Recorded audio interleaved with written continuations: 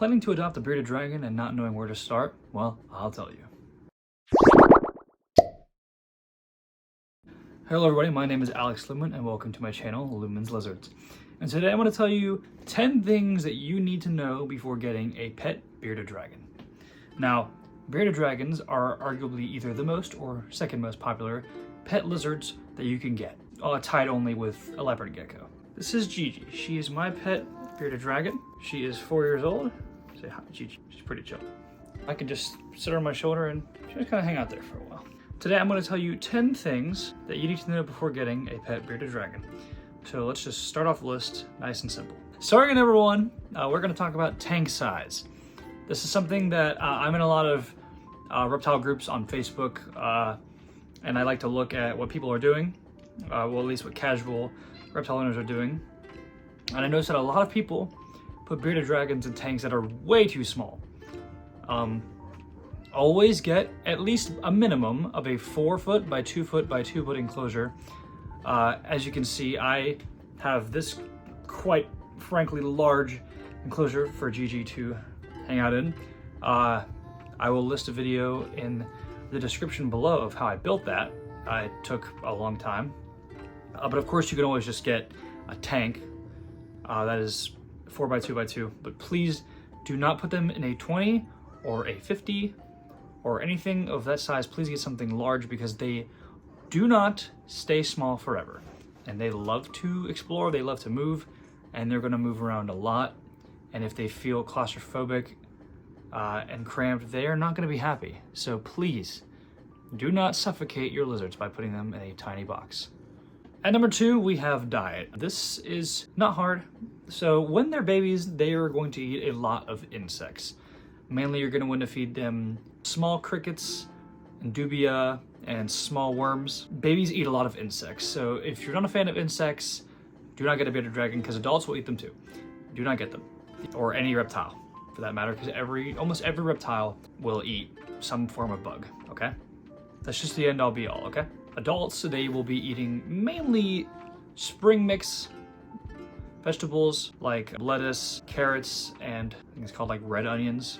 I don't know why, I don't know the name of those because I have them in my house. Every 3 days, I will give her a bowl of veggies with about 4 super worms of normal size. She is 4 years old. So just take note that when they are babies, they're going to eat mainly bugs because they will need protein to grow as they get older.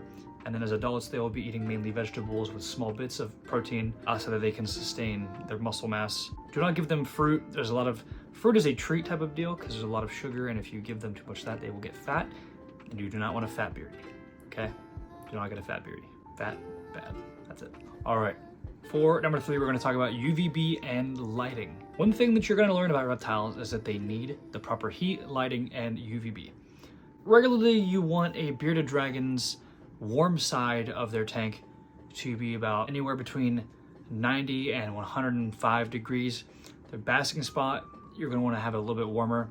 Her basking spot is usually like 115, so that when she's cold, she can go there or around there to absorb heat. The cold side, you don't wanna get that cold. Of course, take note that when it is nighttime and the lights are off, it is gonna get colder. It's gonna simulate what it's like in the wild. It's obviously not gonna be 105 degrees at night unless you're in like freaking, I don't know, Australia, which is where they're from actually. But just take note of that.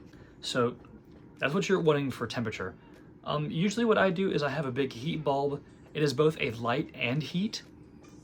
And then I have a ceramic heat emitter in there so that they will have more heat and light during the day. And then when it's night, they will lose a little bit of heat and they will have no light, but they will still have their heat.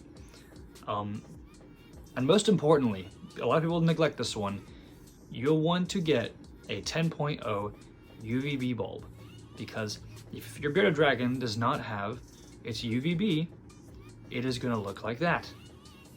That is called metabolic bone disease. It's something that bearded dragons can get if they don't have enough UVB and they do not have enough calcium in their body to sustain their bone support. A lot of reptiles can get this, and it is just sad, and you do not want your animal to have that kind of issue, okay? So please make sure that a bearded dragon's enclosure is the right temperature and that they have the right amount of UVB. I recommend getting one of these. I will link all of this stuff in the description below so that you can get it, because one thing you're going to realize is that reptiles are not cheap. It's not a cheap hobby. It's just like owning fish tanks or having a lot of mammals. It costs a lot of money. And pets deserve to have that much money. You got to take care of them, okay? So lizards or reptiles of any kind are no different. What are you doing? What are you doing? What are you doing? She looking at me. All right, at number 4, this one kind of goes along with the food and diet one. When they're adults, you'll learn that crickets aren't the best feeder for bearded dragons. I will typically give them either worms or dubia alongside their vegetables. Dubia is much more recommended. They're larger, and it's easier for a bearded dragon to eat them as opposed to a cricket, which is much harder for them to catch. Because while bearded dragons are fast in a wider area, not only are crickets usually small, it's hard for them to see them, but crickets are also insanely quick, as you know. So yeah, get dubia. If you're gonna get insects for an adult bearded dragon, go dubia. Crickets are more of a baby's thing. Number 5, this is a really important one. Like every animal, bearded dragons will poop. And she doesn't even want to admit it, she's looking away. Bearded dragon poop smells really, really bad. They typically don't want to poop in their tank because for some reason bearded dragons do not even like being close to their feces, which is probably a good thing. Usually what I do is if my bearded dragon does poop in her tank, I will throw her in the bath to clean her off for like 20-30 minutes. I will scrub her with a toothbrush. And obviously clean up the poop in here. I will get to something about the poop clumping later on in the substrate section. But for now, if you can train your bearded dragon enough times, your bearded dragon will learn to poop in either a sink or a bathtub where the poop can be drained out and easily cleaned. It's much easier to clean it out of those than it is to clean it out of your tank, because if you have something like I do where it's made of foam, the poop will be harder to scrub out of it, and if it's in a substrate, certain substrates will not absorb the poop and you'll have to filter it out, and it's really hard. Where are you going? She's climbing all over me. She's a good girl. But yeah, their poop smells bad. Real bad. Right, for number 6, this is common information. You should know this.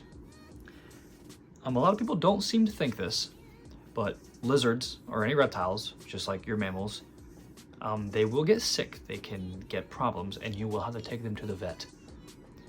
Your bearded dragon, you should at least get them checked yearly. And if they have issues, please do not consult people on Facebook regarding your issues. Please take them to the vet. And again, like I said earlier, if you can't afford to see a vet, you should not have a pet, because they will need to get checkups and they will need to be made sure that they can survive, because you don't want to have a bearded dragon that could live for potentially 20 years and only have it for a couple because you didn't know what you were doing and it passed away. Please do not let that happen to your animal. Please take them to a vet if you have to. I know not every vet will see reptiles, but there are plenty of exotic vets, and if you really care enough about your animal, you will drive as far as you have to take care of them. And if not, please do as much research as you physically can so that if there's any way that you can possibly take care of their issues on your own, you will. At number 7, let's talk about substrates.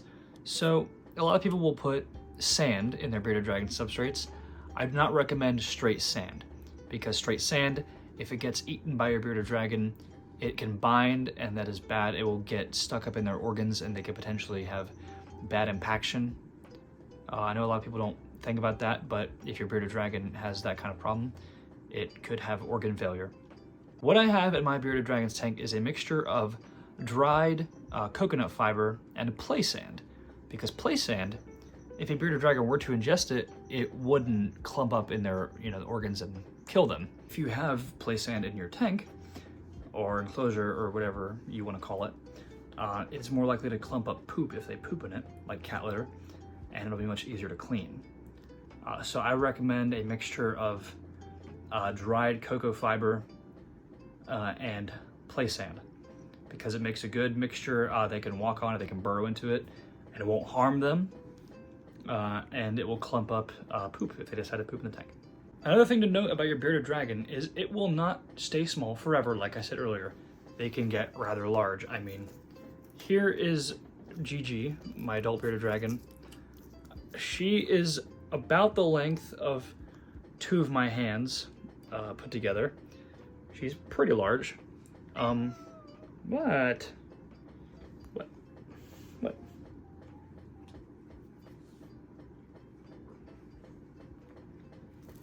Anyway, she's about the length of 2 of my hands put together, and this is a female. So males can potentially get bigger, and you, like I said earlier, you want to have a tank that's big enough to keep something of this size, hence a 4x2x2, because at least something like a 4-foot tank can occupy this, 8, 9, 10-inch long lizard, and it will still have plenty of room to move, both from lengthwise and height-wise. Because as they're babies, they're like 2-3 inches long, but once they get to adults, they're much larger. Oh, what? You're camera shy, aren't you? Yeah.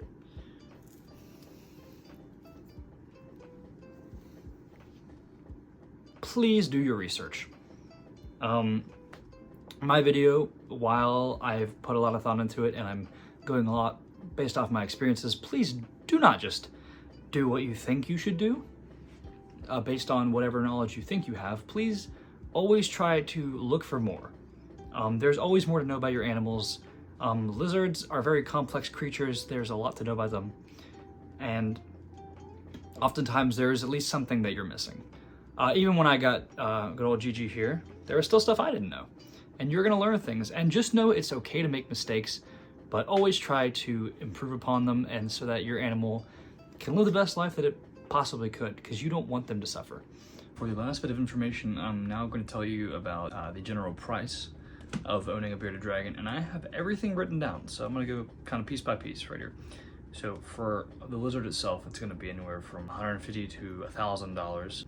I suggest buying it on like somewhere like Morph Market or from a legitimate breeder rather than from a pet store, because usually they are not raised in the best conditions. I mean, if you've ever been to one, the tanks are pretty small usually, and they're not very well cleaned. So I would suggest buying them from a breeder. For a tank, which again, I've already stated, you'll have a 4x2, that's gonna be anywhere from $300 to $500, depending on customization, which personally I'd recommend building your own. As you can see behind me, I did that, and I uploaded a video not too long ago of me building the enclosure. For substrate, if you want to get a 10-pack of cocoa fiber, you can find it for like $40 on Amazon, and you can get a 50-pound bag of play sand for like $7 at a hardware store.